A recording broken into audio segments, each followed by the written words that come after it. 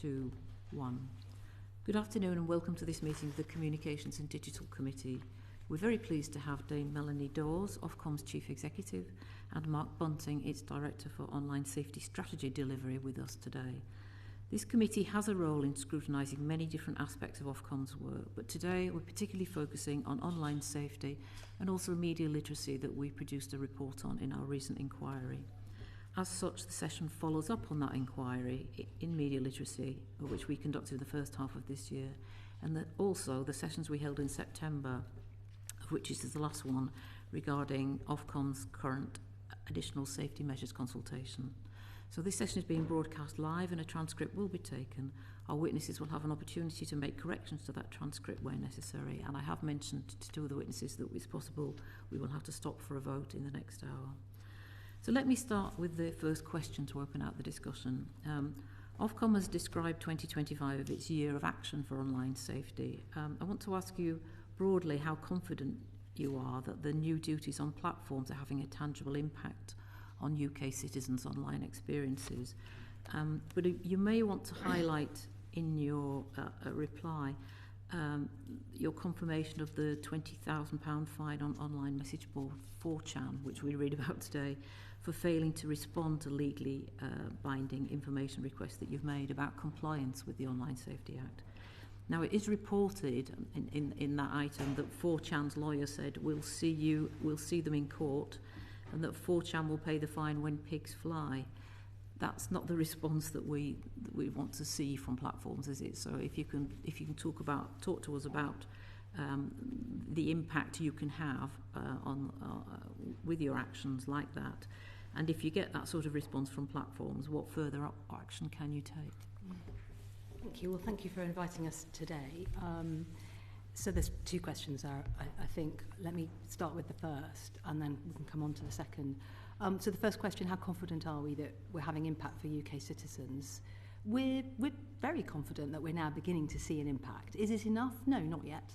It's still very early days, but we are seeing an impact, particularly where the age verification rules were required across pornography and also some other platforms like X, Discord, Reddit, Blue Sky, where those age checks, which is very new, have come into place at the end of July in accordance with our deadlines and begin to offer significant protections for children in particular. We're also seeing change elsewhere. We're beginning to see some of the big social media companies changing the way that their algorithms work and the way that they feed content to young people, beginning to see changes in privacy settings to protect children from grooming and so on. So I'm confident that we're seeing change. I don't want to overplay it because there is a lot more to do, and there will be some areas where we come up against more resistance. There's no question of that. On your second question, and I'm sure you'll want to come back on many of these issues. On your second question specifically about our announcement yesterday about our enforcement cases, we announced a number of updates there. You're right. One of those was that we are fining 4chan £20,000. We also announced, though, that a number of other small but risky companies have come into line with our measures as a result of our enforcement action. And that includes putting in place, in the case of some of the small file-sharing platforms, the hash matching technology, which is the industry standard for detecting child sexual abuse material. So that's progress. We're also seeing some companies choose not to comply with the Act, but to geo-block the UK so that their service is no longer easily available. And we think that offers another significant protection. So there will be some that choose to, ignore our enforcement action. We're going to have to see where we end up on 4chan. I can't really say very much more about it today because it's a live investigation, and we are also subject to legal action in the United States, as you may be aware. I also have a question relating to the aftermath of the horrific attack on the Heaton Park Synagogue on October the 2nd. Obviously, many prominent Jews posted expressions of grief and sadness on that occasion, absolutely rightly so. They encountered replies full of appalling anti-Semitism, glorification of violence and further threats. And that's been reported to us and measured. In your enforcement of the Online Safety Act, can you tell us how you are requiring platforms like X, because X Twitter seems to be the one where most of this has happened, to have systems and processes in place to address these calls for violence? I mean, specifically calls for violence. It's appalling that we have an event of that magnitude and seriousness, and that's the response that we see on social media. Well, you're right. It was a horrific act and an incredibly sad day. And on some platforms, we have seen some content which is illegal. That would be the test that's relevant now that the duties are in force. So we have followed up with all of the big companies to find out, what they've been doing. Where companies have emergency response protocols in place, the experience last summer during the Southport riots was that made a really big difference. So where they have got, for example, systems that go, okay, we now have a crisis, we're going to stand up a response, and then secondly, that they go through all of the things that you would expect in terms of thinking about whether there's a risk, for example, of videos of the attack, which can be really harmful, whether there's a risk of incitement to violence, and so on. Where companies have those protocols in place, they did a better job last year of managing and mitigating the risk of illegal activity on their sites. So what we've set out in our additional safety measures consultation is that large sites do need to have those protocols in place because our evidence suggests that they do make a difference. And I think we're going to find that, in the last few weeks, whether or not those protocols were stood up will have made a big difference as to whether or not some of the risks were able to be managed. And what action can you take? I mean, I specifically mentioned X Twitter because that was raised with me as being one of the sites where most of this was happening. What specifically can be done? Look, the test of the Act is: do they have systems and processes in place? Are they moderating their content adequately? Are they when they find it? Are they taking when they find illegal content? Are they taking it down? If there's a peak like this, clearly not. Well, exactly, and that's the conversation that we're having with a number of companies, using the events of the last few weeks actually to sort of really crystallise whether their measures are working. I can't say more at this stage about where we are with particular companies, but it's an active conversation. We reached out to all the big companies that day to find out what they were doing, and we will follow that through. Can you say anything else to us about how you're measuring the impact of the Act, for instance, using information gathering powers? Yes. So it's really in two parts. First, we are going to be investigating whether companies are putting in place the measures, so things like age assurance, changing the way algorithms work, content moderation, grooming protections, etc. That's quite tangible. And I think actually something that the public actually quite likes is to have the dialogue in those terms. It's more relatable to their experience online. So it's a really important part of the picture. And there we'll be publishing in our annual report this December actually our first assessment of what's going on and who's doing what. And we've said in our letter to you some of what's going on age assurance. We can expand on that if that's helpful today. But what is actually happening on platforms online is a really important part of the picture. And where we need to use our information powers, we will do that. If we need to do something very systematic, for example, it can be a very effective tool for us. But we don't always need to because we've already had it disclosed to us or it's publicly known. And then the second part of this is really probably what matters the most, which is our adults and children experiencing a better life online. And so there what we're doing is a whole mix of different bits of research and evidence gathering, recognising that this is not a question that the industry has asked itself in the past, so it is new. But we have a long-standing panel survey of children's and adults' experiences online, which we expanded a few years ago to be ready for this. And there's fieldwork going on right now this autumn, which will be the first time we get to see whether the changes that have come through in the summer are starting to provide a different experience for children and adults, and we'll have that next May to be published. Just building on that momentarily, if I might, Chair. Just to pick up on the point that Melanie made about the industry not having gripped this. So this work, particularly with firms to gather data from them about the experiences of users on their platform, is new for a regulator in this area, as far as we know, anywhere in the world.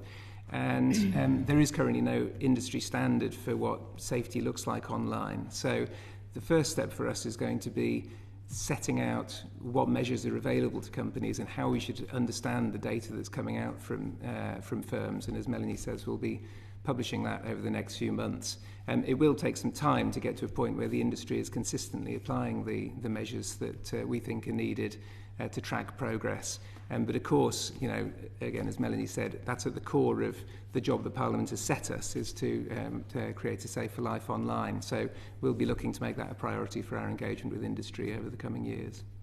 Thank you. On to Charles now. Yes. Good afternoon, thanks for coming. I just want to ask initially about concerns over freedom of expression. There have been concerns that the Online Safety Act and also your guidance means that some platforms are adopting a bypass strategy and that their moderation is much broader than it needs to be because they're worried about they're worried about judgments on illegal content. Do you recognise that concern, and do you think that you can do anything to try and ensure that the companies don't moderate quite so broadly and therefore don't restrict freedom of speech? Definitely recognise the concern around freedom of expression, and actually, you know, it's on the front page of the Act that it needs to be respected, and that we need to make sure that what we do as a regulator doesn't restrict it in a way that's not required by the Act. As to whether or not our guidance or codes are encouraging what we might call over-moderation, I don't think that that's the case. I think what we have seen in the summer, in particular, is that as the age restrictions came in place on some platforms, some chose to treat users that they weren't sure how old they were as children for a few weeks while they gathered the data that they needed to confirm that they were adults. And so they got, those users found that they couldn't access some content that would have been fine for adults but not for children. So I think that was some of what was going on. Also, it's the case that some platforms choose to have content standards, community guidelines is usually what they call them, which are not just about illegal content, but also actually, for example, restrict hate speech more broadly. So that is a choice for them, but it's not required by the Act, and that's the thing that we need to be clear about. Now, in saying I don't think that this is something that's being caused by the Act at this point, I don't want to be complacent about that. It's something that we will be keeping a very close eye on, because there is a risk that, to be honest, some companies actually over-moderate because they want to make a point about the Act, and they're claiming that it goes further than it actually does. Can you do about that? I mean, if there is over-moderation and you do spot it, because you are required by the Act to guard freedom of expression, what can you actively do to try and ensure that over-moderation doesn't take place? Well, do you want to... Yeah, shall I pick up a couple of things? So one point links back to the conversation we were just having about the data gathering from platforms. So we're looking to the big platforms to give us data about content that they've acted on wrongly, for whatever reason, you know, but they've acted on content that doesn't contradict our rules or contradict their own terms of service. And that, I think, will shine a light on the extent to which there's a problem here. The other thing that we've done is provided very, very detailed guidance, mainly for firms who only want to stick to the letter of the law. There's very, very detailed guidance on how they should identify illegal content when they come across it. And if we think that there is a significant problem here, then that gives us a basis to talk to the firms to understand why their own internal guidance to their moderators might not be aligned with the guidance we've provided. Very helpful, thank you. I want to move on to privacy. There have been lots of concerns that the HEAA requirements mean that you have to give over your personal details, and that those that can be exposed to, I don't know, data breaches, to that data being misused in some way. Is there any way that you can develop a stricter data handling requirement, or even require that those details shouldn't be personal? There should be hash matching. There should be other non-personal details, ways of finding out people, of doing age verification. Well, what we've said in our guidance is, again, in line with the Act and with UK law, that when they implement highly effective age assurance, companies must respect privacy and data protection rules. And if we see a concern, we'll report it to the ICO. It's very clear. And I don't think there's any company out there that thinks that we're trying to fudge the privacy issue with our guidance. You know, also, we've given companies quite a lot of options here, many of which do not require them to collect and certainly not keep personal data at all. So, for example, what's being commonly used by many companies, not by all, but by many, is facial age estimation, which, again, you know, you hold your phone up to your face, it estimates your age quite accurately these days. And again, if you're obviously an adult, you'll go straight through to that service without anything further needing to be done, no name, no address, not even what your actual age is, just a yes-no question, are they over 18? Likewise, companies can also use data that's already available, either by doing verification via emails, which is a service that some third-party suppliers provide, or by relying on the fact that they may already be using credit cards for payments. If they are, great, because that will confirm that the user is over 18. Again, not who they are, not the details of that credit card arrangement that go beyond what they've already collected. So, you know, we're just very clear about this. We are going to find, I'm sure, some cases where there are issues around data protection. There was actually one last week with Discord. They've reported themselves to the ICO, and the ICO will be looking into that. I think they've done the right thing. I'm glad they've introduced age assurance, and I'm glad that when they've had a problem, they've quickly reported it and gone straight to the ICO. That's the system working from our perspective. So would it be helpful to assuage people's concerns about privacy in this particular area by actually recommending to companies that they don't require personal details? They, as one of their main standard for eliciting your age, that they should use these other technologies, other techniques that are available. Well, we've done a lot of work with the Information Commissioner's Office on this. So yes, all of our guidance has been confirmed by them and approved by them as consistent with UK law. And as I say, we've been quite flexible and also very clear that privacy and data must be protected. So I'm not sure that I think we should be too prescriptive here. I think that's the balancing act. If you start to add further requirements in, then I think it makes the guidance harder to engage with. And one of the reasons why we have had what I think is quite a considerable success in getting age checks in across the porn industry this summer. I think it's beyond what most people were expecting, to be honest, including ourselves, is because we've not been too prescriptive. We've allowed a number of options. We're clear about the outcome, but we're not being too prescriptive about the mechanism. That's one of the reasons why they're playing ball, that and the fact that we're enforcing against it. Just moving on in the privacy space and looking at encryption, there's concern that the government's demand for Apple to grant access to people's personal data threatens to weaken privacy. But there is the Section 121 of the Online Safety Act, which gives Ofcom power to pursue personal encrypted data but there isn't any guidance on the rights and security concerns of such power. Are you developing guidance for how to deal with encryption and trying to ensure that people are not concerned that their privacy is going to be invaded by that? I might ask Mark to pick that up, but I'll just say that Ofcom hasn't been involved at all in any actions from the Home Office, just to clarify, put that on the record. Yes, on encryption generally, the Act is quite limited in the extent to which it bears on encrypted services, and I think Government and Parliament were clear during passage of the Act that they didn't think it was appropriate for the regulator to have powers to prevent companies from using encryption. There are many good reasons, of course, for consumers to prefer encrypted services.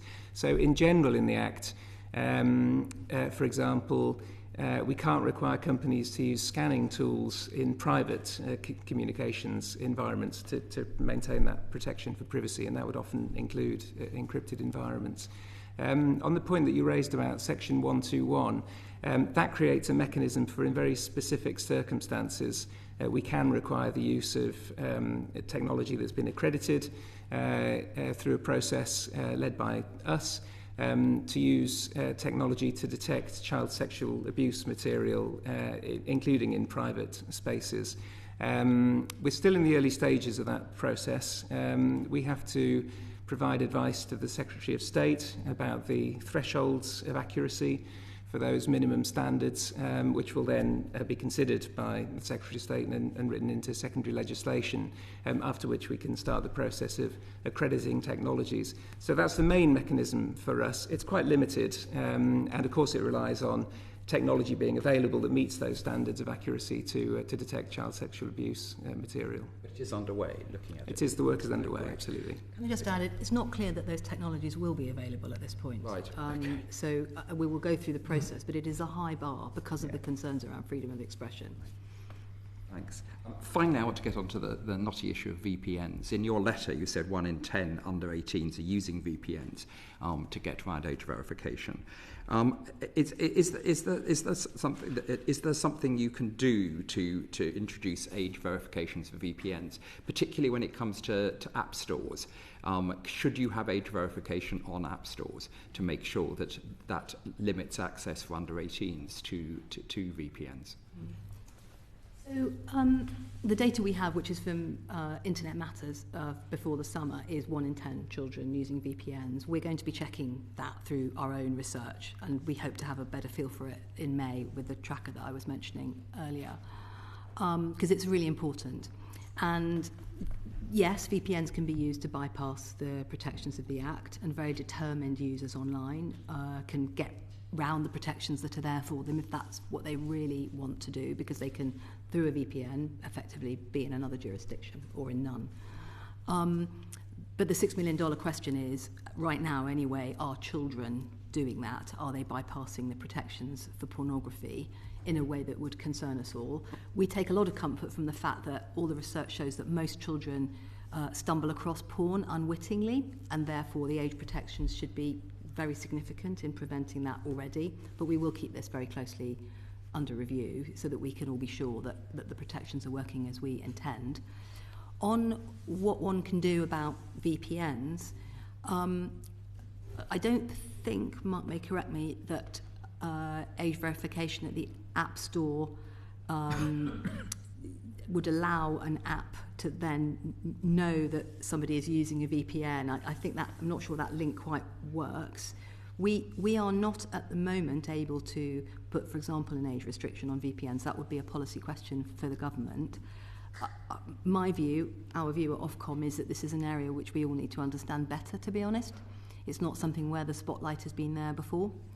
And so we're going to be contributing that as much as we can with our research, so that if the government does decide they want to legislate in this area at a future date, we've all got as good a grounding on it as we possibly can. So you are doing research, are you, into the use of VPNs by children and adults, but particularly focusing right now on children. And that will not just be, are they using it, but like, why are they using it, how are they using it? It's not a deadline, you're waiting for the government to come No, we're just doing that because we think it's important. And we have this tracker, which does field work twice a year, which is very flexible, so we can put into it whatever questions we want. We have ad hoc work that we do as well. So it's always been a big part of what Ofcom does, is make sure that we research users and consumers as well as we can. So we will have a much better understanding of this in 6 to 9 months' time. I will say, if one more point on this, if you don't mind, I think some of the immediate media coverage, when we introduced the age checks rules in July, might prove to be a little over dramatic. There was an increase in VPN usage that we saw immediately after the 25th of July when those rules came into force, but we've started to see signs of that tailing off already, and the numbers are relatively small compared to internet use in the UK. We saw a peak of around 1.5 million VPN users out of an online population of 70 million in the UK, and that 1.5 million has started to come back down closer towards 1 million over time. So far, we think the evidence is that VPN usage is not mainstream in the population, but of course we're waiting for further evidence to make sure of that holding picture. I don't want to accuse you of complacency, but 1 in 10 under 18s using VPNs sounds like quite a lot. Well, it depends what age they are. The evidence, I think, suggests it's older teenagers. I mean, from talking to children, you know, what they've said is, for example, sometimes it's because they get better connection than they do on the one that's offered by their school. And, you know, I think we just need to understand this better. If that 1 in 10 is all older teenagers, we would obviously be much less worried about it than we would if it's 9, 10, 11-year-olds, recognising that prior to the restrictions, 1 in 10 9-year-olds was finding pornography, and they were stumbling across it for the first time without having intended to seek it out for the vast majority of children. I think it doesn't, I'm getting reactions from the members that doesn't sound very safe.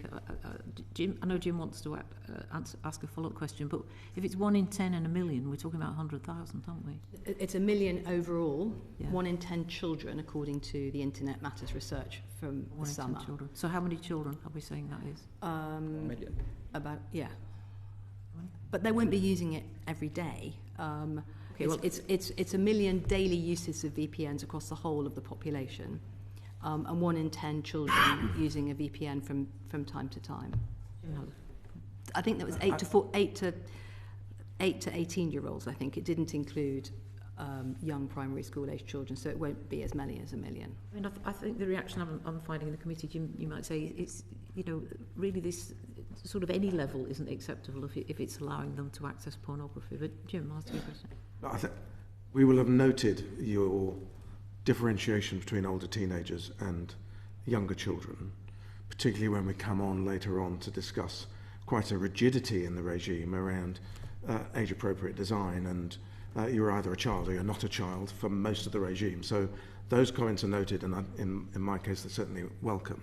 But in respect of VPN, we know through access to sport, where there's a lot of money at stake in terms of sporting rights, that the technology exists in being able to detect the use of a VPN. So the technology exists, but there are some platforms, and I'm assuming that the geocaching that you referred to earlier can be overcome using VPN. So there are different ways in which VPNs can be used to circumnavigate the regime that we've put in place. And are there not particularly certain types of category of service where you should be expecting them to use the same technology that Sky use and other sporting rights holders use to detect VPNs? Look, I don't think it is as straightforward as to just apply what, as you say, Sky and others do, where they have a subscription and they don't want people to be using it outside the UK because it's only supposed to operate in the UK, and they have a commercial reason for doing that. We're happy to come back on that, but my understanding is that there isn't a simple way for companies to know all the time that people are trying to access their service from outside the UK, outside a UK ISP address. I don't think it is as technically straightforward, unfortunately, as we might wish, but we're happy to come back on that. But that is my understanding, and that's it's based on a number of different conversations we've had over the last few weeks. And look, we're not saying at all from Ofcom that we aren't concerned that there is a risk that VPN use could undermine the protections of the Act. But what we are saying today is that I think we just have to be realistic that VPNs are legal. They come with many advantages. A lot of companies use them to protect data when people are accessing their systems over public Wi-Fi, for example. So they are a part of the modern internet. So the question is, you know, what other layers of protection can we put in place? What assurance have we got? The importance of parental controls is here very relevant, I think, when it comes to VPN use by kids. A lot of the operating system providers, Apple and Google, are now, strengthening their age protections at the operating system level and providing much more obvious and kind of easy to use functionality for parents to restrict, for example, whether or not VPNs can be used by their child. So that's another route in for protections. And I think this online safety endeavour really is, you'll put something in, but there are very few silver bullets. We've always got to be alive to the fact that something will work, it'll achieve an impact, but we'll always need to be thinking about further layers. It can't be about perfection. I just don't think that's going to be realistic, but it can be about a constant endeavour to improve protections, and that's how we see it at Ofcom. thanks for offering to come back to us on that. I think Yeah. I think we'd be interested in that very much. So could I come to you, Charlotte, now, please? Thank you. So the committee's heard from a number of witnesses who have criticised Ofcom's approach to implementing the online safety regime, saying it's more incremental than iterative and lacks a clear goal. I'm going to read you the quote from the Molly Rose Foundation, where one witness described it as a gradualist approach that's slow and reactive. How would you respond to that? Well, I don't agree with that. I don't think it's gradual. Our illegal harms codes and our children's codes and our age verification guidance are all represent a step change for the industry. Yes, some of what's in particularly the illegal harms codes is already best practice and in place in some companies, but there are lots of things that we've asked for, including our grooming protections, for example, which are not at all standard across the industry, and it's a big shift, even for the biggest platforms, to be implementing. So the substance of our codes, we think, is a very big step forward on multiple fronts. However, we also knew and were very open and honest that the first version of the codes was only ever going to be that. We produced the illegal harms codes for consultation less than 2 weeks after the bill became an act, and we knew we were going to have to follow it up, and we got lots of ideas from civil society, including the Molly Rose Foundation, in fact, that we've then put into our, I think, quite quick additional measures consultation, which is still running now, but contains a number of additional protections. So we will continue to have this bank and build approach, which is to keep enforcing against what's already there, but building and adding measures if we need to. You know, for example, as Lord Knight and I were just discussing, if we need to put more protections in, because some of the ones that we put in first are not as effective as we would all want. So do you believe that Ofcom, the approach will allow Ofcom to keep pace with the latest developments in online harms and technologies? I give the example of AI chatbots, which have recently featured a lot in the news, and there's been some horrific cases both here and in the United States on children's interactions, but then there's further issues around adults' interactions with AI chatbots. I think this is a challenge for any legislation when the landscape's moving so fast. The good thing about the Online Safety Act is that it's technology neutral. So what that means is that in quite a lot of places, companies that we are already regulating are introducing, for example, new chatbots, and they are caught by the Act because it doesn't matter whether those chatbots are run by technology or by a human being. So the flexibility of the Act is helpful in this respect. But will it capture everything we're worried about? Will it pick up every, for example, self-standing chatbot, which is not a user-to-user service under the Act? There will be some services, I think, that are not caught in the way that we would want. But there are many that are caught. So, for example, we are regulating ChatGPT as a search service because they and we believe that they're caught in scope of the Act. So some of this, I think, is just inevitable, that you can never account for everything. And actually, if you try to be too prescriptive, then you aren't able to cope with change. And I think in some ways, in some places, the Act will be able to deal with this, and others it won't. And we will be keeping a really close eye on that and engaging with the government on it in case they want to bring it forward any changes.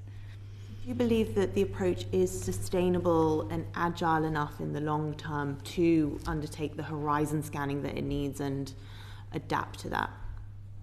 I would be very surprised if Parliament didn't want to come back to some amendments to the Act at some point, because I don't think it's possible to legislate in 2023 and have that be perfect for, forever, or even for 10 years, and particularly in something that is where there is so much change being driven by technology.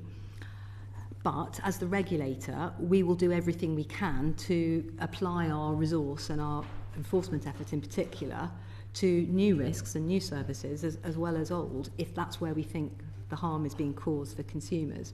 And if we think that we can't act because things aren't in scope or we haven't got the tools, then we will be flagging that with the government, so that if they do want to bring forward a package of change, that they do so with all the benefit of what we're finding, as well as whatever else they may wish to prioritise in terms of policy.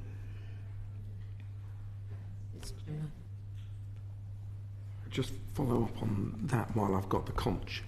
I think it'd be really helpful, as it was when the bill was going through, that you published the draft roadmap of how you were going to sequence things, for us, if you were able to write back to us and show us any changes to that roadmap that has happened in the meantime, and your progress against that roadmap, so that we can see your sense of priority and your sense of urgency, because we hear a lot of criticism about the right sense of urgency, and I think that would give us some evidence. Yeah, we're very happy to do that. In fact, we're planning to publish an update in the next month or so. And we've updated the initial one that we initially set out in 2023, I think, several times since. Just generally on this whole question of urgency, there is an awful lot of this Act to implement. There are quite a lot of things that we haven't got round to yet, because we had to prioritise the codes to get them in and start enforcing against them. And it's just, really to get across the point that this is a multi-annual programme of work, even in the early years of implementation, because there is an awful lot that we need to do to get it moving. We've chosen to prioritise enforcement and compliance in 2025, and I think that was the right decision. I hope you will, I hope you would agree with that. But we'll absolutely publish a new roadmap so that you can see what's happening when. Right. The substantive question is around the additional safety measures that you've been consulting on, you're still consulting on, and I'd say from my point of view, I think we welcome that, and the community generally welcomes what you're trying to do around further processes to stop illegal content going viral, and the further protections for children and tackling harms at source. But the approach remains relatively prescriptive and allegedly anyway, overly focused on process rather than outcomes, and it goes to this safe harbour criticism that if you follow all the processes that you've recommended, then you're not going to take action against them, even if the outcomes don't turn out to be what we want. Just talk us through why you've taken that approach and how you currently view the safe harbour criticism. Well, we've taken that approach because it's what's set out in the Act. So the safe harbour principle is there, and so is the requirement that the measures in our codes are clear and detailed. That's the language of the Act. The fundamental duty on platforms is to have systems and processes in place to mitigate and manage the harms that the Act sets out. So it is a fundamental choice that the Government and Parliament made to have safe harbour and to require our codes to be specific. If we get into the place that you're describing, where there are evident risks that are not addressed by measures in our codes, then I think that's on us to try and come up with new measures in our codes, to be honest. Now, sometimes there won't be measures, and there are some areas of the Act, for example, our ability to require actions in private messaging services, where there are risks, but Parliament's taken a view, particularly because of freedom of expression concerns, that the regulation shouldn't overreach into those environments. So sometimes there will be risks that remain. I think it's important that we're as transparent as we can be at Ofcom about where those issues remain and why and what we've done about them. But this is quite dynamic from our perspective. So, if we saw that there was a risk assessment that wasn't being addressed, we would be worried about that, and we would try to do something about it. Just as if we see a risk assessment that's not good enough, and we've seen a few of those, we would send them back and ask for a new one. We've done that a couple of times with some of the biggest companies.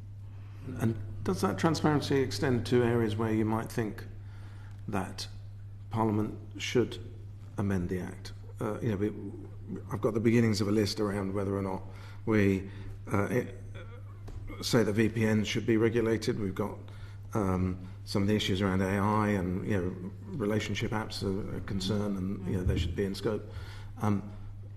Will you publish publicly any recommendations that you make to the Secretary of State around improvements to the regime? Well, we're quite reluctant to do that, especially right now, partly because I think it's beyond our brief. It is for the Government and Parliament to decide what, if any, future changes are made to the legislation, and it's our job to get on with implementing what you've already given us. So I just think that would be as I say, beyond our brief at this point. I also think that we have a lot to be getting on with, and I go back to Baroness Owen's question earlier. What's in our codes is very significant and is already starting to drive change that is important and going to improve things. And we need the industry to focus on that and to get on with it, and not to kind of use any future legislation as a potential distraction from the job that's in hand. Okay. And on my part, I agree that we're making some improvement, and I'm proud of the legislation that we took through. You're proposing using proactive technology measures to help in terms of these additional safety duties. In what ways do they go beyond existing industry practice? Is there anything really new there? Yes, shall I pick up on that one? So I think these are going to be really important measures. It is true that particularly some of the bigger companies use some of these proactive tech tools, as they're called. And what we're really talking about here is, as the committee will probably be aware, is tools that allow for the automated scanning of large quantities of content, so that services can identify illegal content before it's uploaded, and therefore prevent people seeing it rather than having to report on it afterwards. Some of these tools are in use already. What we don't have is very much information about how accurate and effective they are. And that creates two risks. Firstly, it creates a risk that companies say they're doing the right thing, but in actual fact, the technology is not up to the job. And the second risk links back to Viscount Colville's point that these things could be gathering up a whole load of legitimate content and taking it down, and nobody is any the wiser because the use of the tool isn't transparent. So we're trying to shine a light on that. The second thing that we're trying to do is to encourage firms who don't use these tools currently but could do to make sure they do consider carefully the scope for them to use these tools. They have to, under our code proposals, carry out an assessment of the accuracy and effectiveness of the technology that's available. That's not technology they have in-house now, but it's also technology that they could develop or technology that they could buy in from third parties. And if that technology, if they deem it to be accurate and effective, and we'll be able to scrutinise those assessments, then they should use that technology. So our expectation is that, and as Melanie said earlier, these proposals are still going through consultation, but our expectation is that this will both drive wider use of these tools, but also it'll drive better use of these tools so that we've got more confidence in the way that companies go about their use. And finally, you mentioned earlier on that the Secretary of State will set the threshold around the accuracy of these tools. Is that right? So what's the sequence? So you're consulting right now and encouraging people to look at them. Then the Secretary of State will, through regulation, publish thresholds of accuracy, and then effectively you've got a standard that they will then abide by. Is that roughly how it works? Two different sets of tools, actually. Yeah, there's two different parallel processes there. So we have to accredit technology in the very specific case of technology for detection of child sex abuse material and terrorist content. And we can then require a firm to use that particular technology where it's met minimum standards of accuracy. We're proposing a different, and actually I think a slightly lower bar for companies to consider for themselves the scope to use these tools across a wider range of harms. So it would include content, for example, like suicide content, self-harm content, eating disorder content, fraudulent content. And we think it's right that firms have to take responsibility for making the judgment themselves about whether the tool is sufficiently accurate and effective for their use. But then that's their judgment, and they should use that, and we're expecting that to drive wider use than it can do just by the regulator issuing directions. And if I could just add that it's quite a big step for us to be recommending the use of proactive technology, and we've given a lot of thought to the freedom of expression implications to this, which is why we haven't proposed it for all types of content at this point. We're still open for consultation because it is a big deal.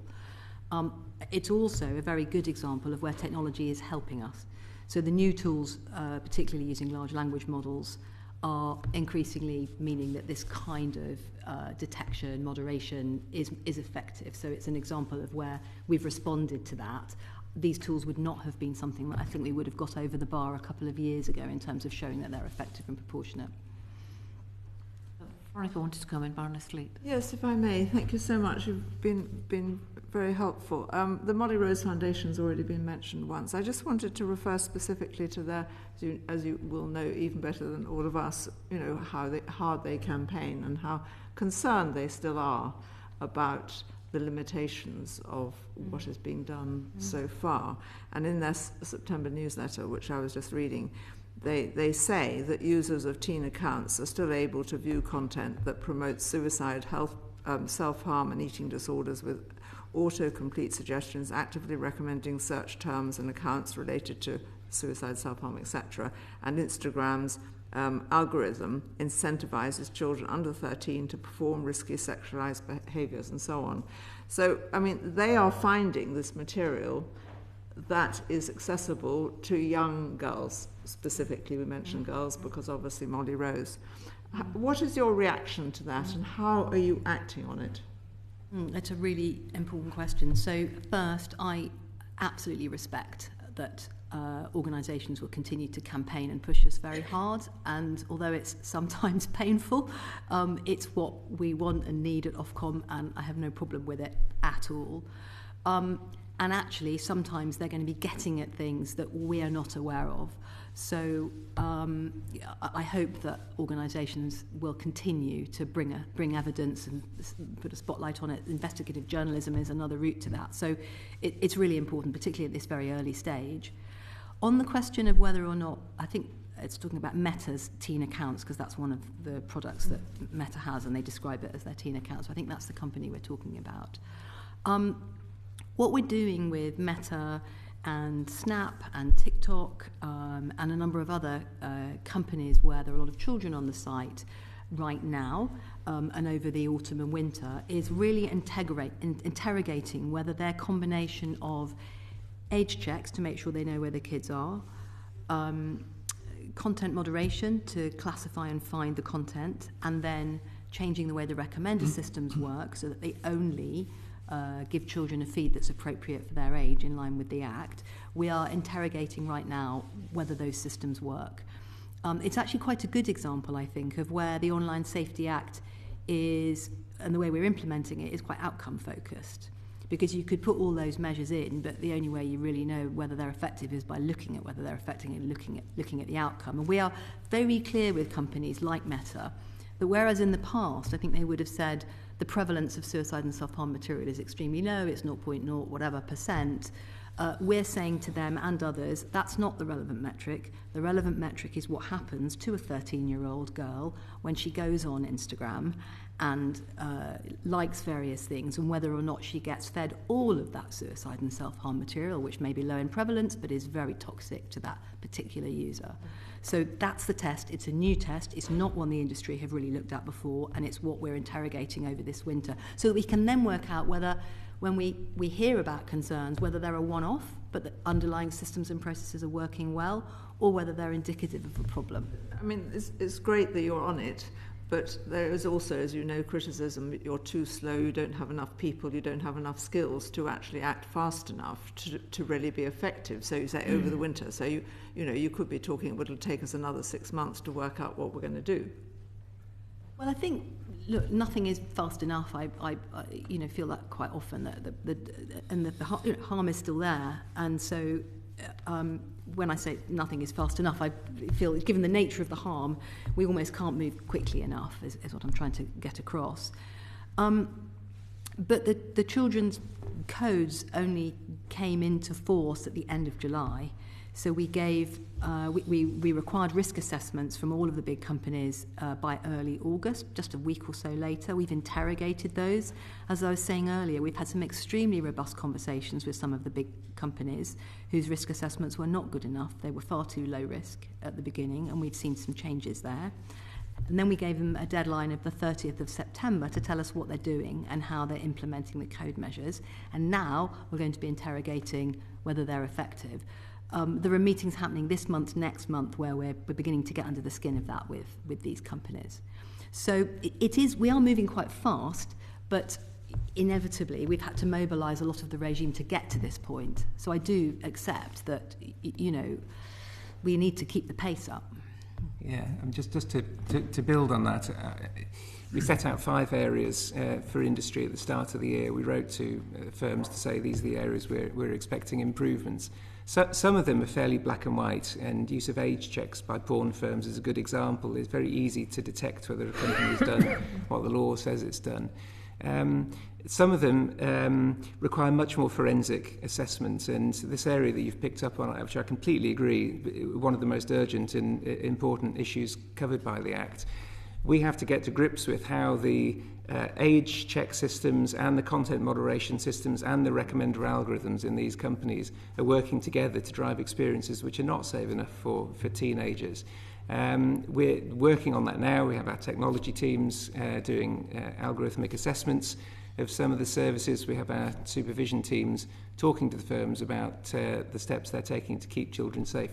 These are questions that need a lot of careful forensic investigation. It's not quite as straightforward as it is in some of the other areas. I appreciate that, but I mean the concern, I think, is that they're always going to be one step ahead of you. You know, you say you want something, so they sort of start implementing it slowly, and then they think of another way of doing it, and so on and so forth. So, you know, it is very hard to get ahead of them in order to really be effective. And, you know, there's real concern that, you know, they've got more people, more money invested in actually not being prevented from doing what they want to do. They're always going to have more money and more people than we have. Yeah. There's nothing we can do about that. I think what we've seen from the beginning of the year is that a lot of the social media companies have introduced changes. So, for example, Meta's teen accounts. We've also seen changes to messaging services. And I think Meta are announcing some further changes this morning, actually. And we'll be looking at those closely.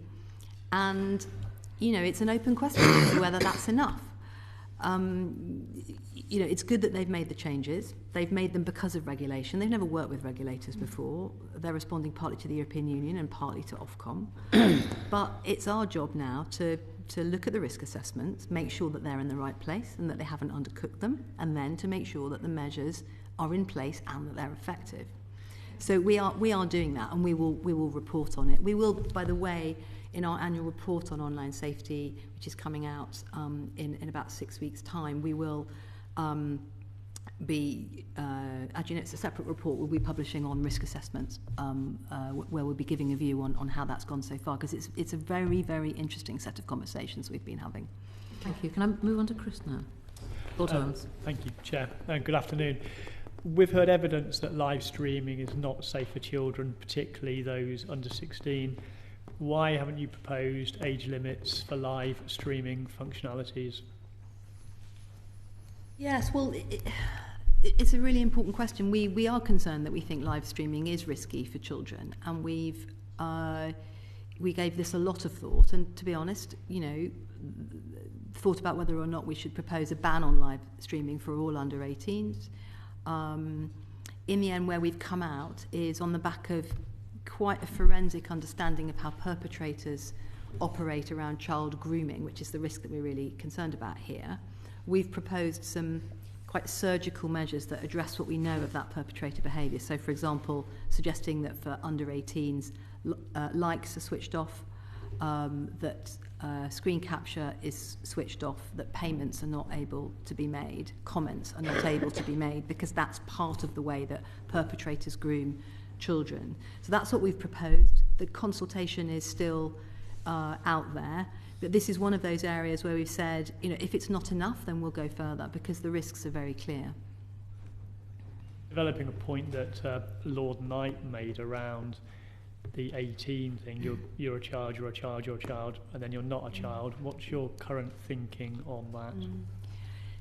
Look, I think what we've done so far is, because a lot of what we're doing is focused on harms that apply to all under 18s, such as the law is very clear, the requirement not to be shown pornography or suicide and self-harm material.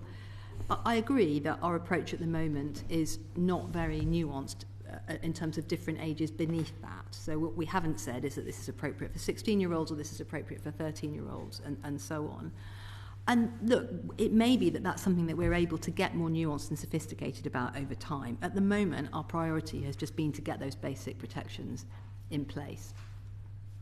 Worth saying on that, I mean, I completely hear the point, and I agree with Melanie, this is something that we will need to look at more over time. But of course, a lot of the harms that we're worried about most when it comes to children are not particularly differentiated by age. So suicide content or self-harm content, I think we would be as concerned about 16 and 17-year-olds accessing that as we would younger children. So we think there's a lot to do to deal with those harms for all children, while also developing a more sophisticated understanding over time about how they might affect different age groups differently.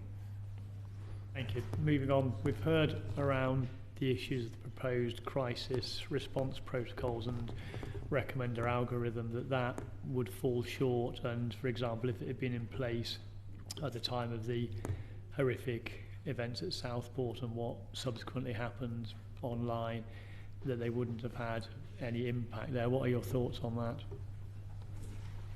Well, I think we don't think that the Online Safety Act would have mitigated all the concerns that we saw had it been enforced last summer, which it wasn't quite.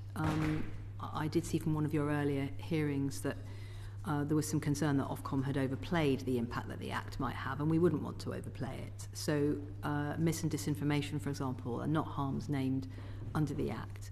But when it comes to illegal content, so incitement to violence, then had those events happened now, and indeed in response to the attack in Manchester a few weeks ago, we would have been able to do that, as we have done, ring them up, ask them what they're doing, and confirm that we knew that once our measures are in place, that they've stood up their crisis response systems, and that they're keeping an eye out for illegal content. And a lot of that's going to be about talking to law enforcement and to the government, who are often going to be closest to events and understanding what the patterns are that need to be acted on. So I think, the Online Safety Act makes a difference, particularly with our emergency response protocol, which we put in our additional measures consultation because of what we learned after Southport. It will make a difference, but it will never be able to completely mitigate the way that people behave online after an attack like this, which is, pretty terrible sometimes. Individuals bullying and behaving extremely badly online. Finally, can I take... Sorry, Tom McNally here. Interesting you say that you, after Southport, you sent out any kind of queries of what they were doing. Is that a normal practice? I mean, we were talking earlier about the attack on the synagogue, and we're likely to have other issues like that. Do you have in your procedures a kind of warning system to platforms saying this could be serious? Can you give us guarantees that you are taking appropriate measures? Yes, and this is where our supervision relationships come in, and I do appreciate that the way that we're implementing the Act and the supervision approach that we've set out with the largest companies, it isn't something we can talk about very readily in public, because what we're doing is having behind closed doors conversations with them in a confidential environment. But what we did do after the Manchester synagogue attack was ring from our supervision teams our contacts in the big social media companies and find out what they were doing. And that's absolutely the sort of thing that we will do in response to events like that. And finally, from me, if I may, taking you back to age verification, there's a significant issue around the accessibility or otherwise of the majority of technologies that are being used for age verification, for example, for those who don't have a smartphone or blind or sight impaired people. How aware of this are you, and what action are you taking both to address that and also to promote some of the other means of age verification which may be accessible and available now? Well, look, it's something we need to keep looking at, and we take the point. I think this is all very new for the industry, and the systems that we've been recommending are still quite nascent, and we will want to make sure that we're doing as much as we possibly can to force the issues of accessibility across the system. So very happy to take the conversation if there are particular things you're concerned about forward outside today's hearing, but it's something where we need to do more work. We accept that. Thank you very much. Chair. Thank you. We're going to move on to questions about media literacy and our inquiry on that, following on from our inquiry on that. But can you just clarify before we leave the Online Safety Act whether we would expect, whether you're expecting to make further iterations, further consultations on the codes? Once we've concluded this particular new set of measures, where the consultation closes soon, and we will aim to have those concluded by next summer. Our priority now is enforcement of the existing codes. So our inclination is not to do another set of codes too quickly. But it may be that there are measures that are very obviously effective, useful, addressing a risk that isn't otherwise addressed. And if that is the case, then we'll bring something forward. And we do, of course, have quite a lot of other policy work to do, including on categorisation and so on, next year and the year after as well. Okay, I'll come to Nick Bishop of Leeds. Thank you. On our media literacy report, we concluded that Ofcom is not the appropriate body to coordinate or deliver a nationwide media literacy programme, and Ofcom agreed with that statement. It cannot deliver a comprehensive media literacy programme across the UK. It's not the appropriate body, and then later it does not have the infrastructure to address these issues at scale. But the government came back and said Ofcom is as the independent regulator is well placed to lead delivery under its statutory duties and the Online Safety Act. That sort of assumes there's a bit of a gap there. Who takes responsibility then? Well, look, we are clearly required to lead in the areas that we have expertise in and that we're required to do in legislation, but that can never be a comprehensive media literacy strategy in the sense of working out what needs to be in the curriculum, in terms of spending budgets. We don't have budgets to roll out programmes. It's just not what we do. We're a regulator. So I think, an overall comprehensive strategy would have to come from the government and indeed from the devolved nations, because this is a devolved area. So for the UK government, it would be an England strategy, and it would be for the devolved administrations to take theirs forward. I think the government is doing quite a lot of work in this area, actually. And in doing that, they are drawing on what we have done at Ofcom over the last few years in terms of developing best practice and building actually really rather a good network as well, which is quite important. So we're hoping that what we've done has given them some foundations. Does one monitor, for example, the impact, particularly in education and public services? Because it seems that the government is saying it's your responsibility. You're saying the government is doing quite a lot in this. Where is it being held together? I think our view would be that there are two slightly different things here. So there are a set of specific responsibilities in the Act, and as you say, that relate to our duties, including our role in convening platforms to improve their media literacy activities, and specific areas like the protection of women and girls and mis and disinformation, where it's for us to lead and convene and to work with stakeholders to trial approaches to improve media literacy. We set out our strategy now, I think, 2 years ago on that.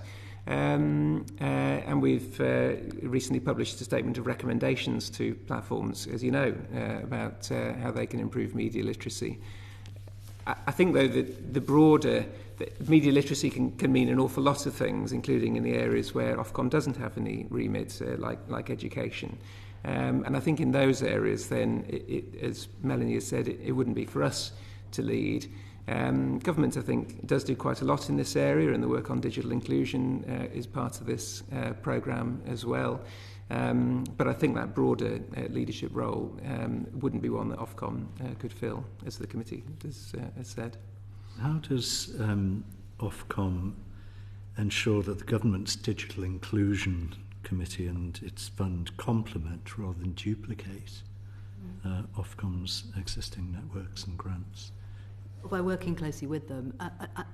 I've been told by our team this morning that there was a meeting last week with multiple government departments represented, health, education, communities and others, with our team to have that precise conversation about where Ofcom's got pilots or research or networks that can be used by the government, and indeed how they join themselves up, which I know from my years in government can be quite hard because there's a lot of different moving parts of the system. So I think the will is there to try to join this up, but we will do what we can to make sure that any pilots, for example, that the government chooses to run don't duplicate the ones that we've already got in train. I'm sorry to come back to a question I asked you before, but it still bothers me in relation to this, which is, does Ofcom have the capacity and the necessary competences to deal with the sheer volume of expectation upon it? You mean across the Online Safety Act and our remit more broadly? Well, across the organisation, but particularly in relation to this.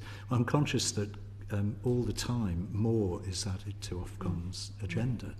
But unless they're going to constantly accumulate more and more people and expertise, there must be a limit to what is achievable. And that raises the question then about whether the expectations are targeted on the right body. So that's why I'm slightly concerned when Ofcom says we are not competent to do this, and the government says, well, that's your remit. Can you see the... I can. Look, I think there are two parts to this. Firstly, should Ofcom, even if we had loads of resource, be coordinating some kind of national media literacy strategy? My answer to that question is no. We're a regulator. We can contribute research and expertise. As Mark said, we can contribute where it's about making sure that platforms introduce the right systems and processes and so on. But something that is about the right support through the education system, in the NHS, in community activities, that must be for the government to coordinate, and they are the ones that have the budgets as well. We will never have that. So I'm very clear about that, and I think they are as well, to be honest. The question of whether, it's a slightly more general question about whether or not Ofcom's remit, which has grown, can we manage that? Yes, I think we can. We now have about 1,800 staff. That makes us a lot smaller than the Financial Conduct Authority. We're smaller than Ofgem. We have a big remit, but it's very there's a lot of synergy. The relationships with the tech companies cut across networks and infrastructure and cloud and data centres and new forms of AI from an infrastructure perspective. It's very complementary with the relationships we're building around online safety. Our media work, again, I think it would be very difficult for a regulator to do the online safety work without some of the background that we have on content regulation and working with the media and so on. So for me, it fits together. But we need to make sure that it doesn't grow beyond what we think we can do. I do think this media literacy question, there is a slightly different one. It wouldn't matter how big we were. I just don't think it would be right for us to coordinate that. Maybe a vote, so I'll pass on. Yes, there may be shortly, but we'll come to Tom for the final two questions. Yes, we might get them through before there's a vote with the... one of my colleagues is on his feet. He was talking.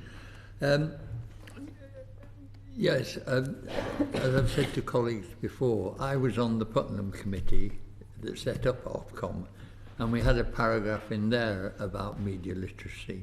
But looking back, I'm not sure we had the faintest idea what we really meant by media literacy. And as you say, it has many tasks for many people. And we agree with you, it isn't Ofcom's responsibility. But the very vague sense it's government's responsibility is always very dangerous, because that means it's nobody's responsibility. So we've got in some of our inquiry to find out who is going to take responsibility for a media literacy strategy for government. In the meantime, how are you holding platforms to account on media literacy?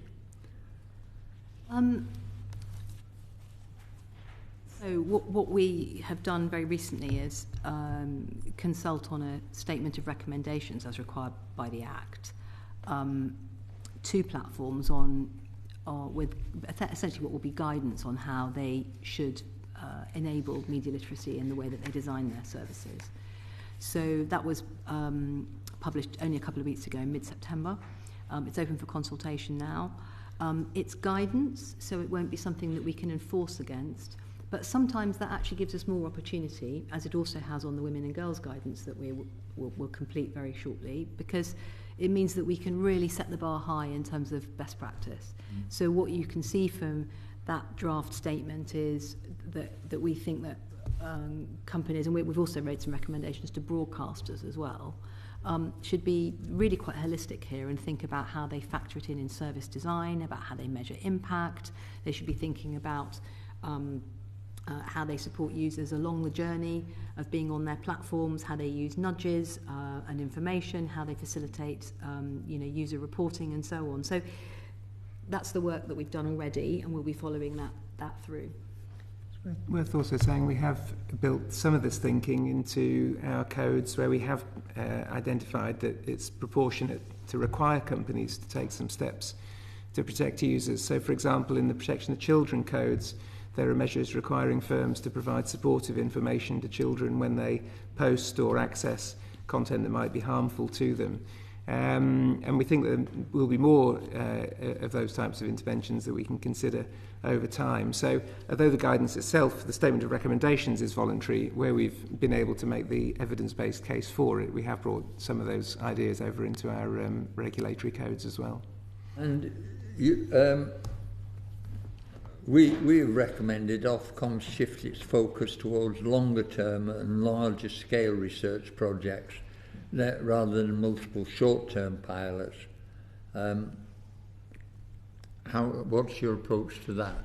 I mean, it has been one of the criticisms we've had from the industry, that these short-term things give them work to do without very much a real outcome other than a feeling that you're doing something. But I think that particularly with media literacy, there's a feeling that there's got to be something quite more substantial in train.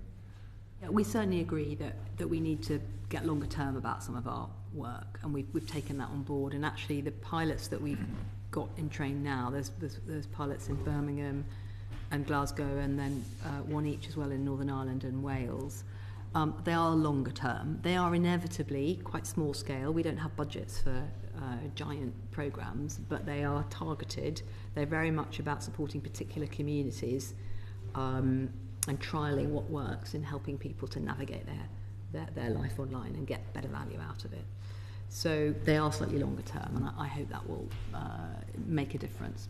And what about the other side of the industry itself, about big tech itself? It is massively in their interest to get a workable definition of media literacy and how and where it should be applied. So what... Well, to be honest, I'm not sure they do see media literacy as something that is terribly important to them at the moment, if I can be honest. There's something about particularly the social media business model, which runs on attention, it runs on clicks and on engagement, but it doesn't necessarily have to prioritise the experience that users have, because the trade that we're all making when we go online is that we give our data over for an advertising-led business model rather than any money. And I think that's led to the platforms being able to be far too blind to the experience that their users have, and that's why we have the online safety problems that we have. But I think it also means that media literacy isn't something that, in the way that we would understand it, they particularly prioritise. Now, there are some in the industry who get it, and we have had some companies sign up to earlier versions of media literacy best practice that we've produced. But this new guidance goes further. And once we've finalised it, we'll need to work out how we're going to hold the industry to account and spotlight who's following it and who isn't. Do you think a media literacy levy would concentrate their minds? Well, I mean, it depends why you would do it. I mean, you know, if you want to fund large-scale education programs, then I mean, the government needs to think about how it funds that and you know, who they want to levy in any sector of the economy. I mean, we already have platforms paying for Ofcom's fees as the regulator, so they're already paying for our media literacy work because they'll be paying fees during the course of the next financial year to us, because that's coming in shortly. But I think it depends. If the government wanted to go further, then I think they'd need to think about that as a broader question, and I'm sure the Treasury would be very interested. There can be one downside of levies in that it enables companies to say, well, they've paid their debts by contributing to a levy. And I think in the case of the big platforms, we want them to do more to embed media literacy thinking and online safety thinking into the heart of the business, not thinking that it's something they can deal with by paying a bill once a year. Or maybe both. Or maybe both. I think that's our position. Anyway, thank you. I'm very aware that I said there might be a vote, and there's still going to be one, I think. So Lord Grocot's up, so we've got some time. All right. So that's a good point to finish. But thank you very much for answering all our questions today. Thank you very much for your evidence. And there's a